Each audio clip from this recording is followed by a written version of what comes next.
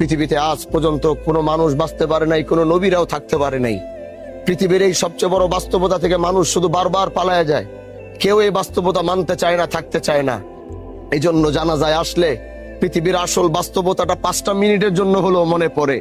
আবার এখান থেকে বের হয়ে যাওয়ার পর আবার শয়তান এরকম এক পর্দা চোখের সামনে ফালায়, আসল বাস্তবতা থেকে বারবার আমাদেরকে হারায় ফেলে।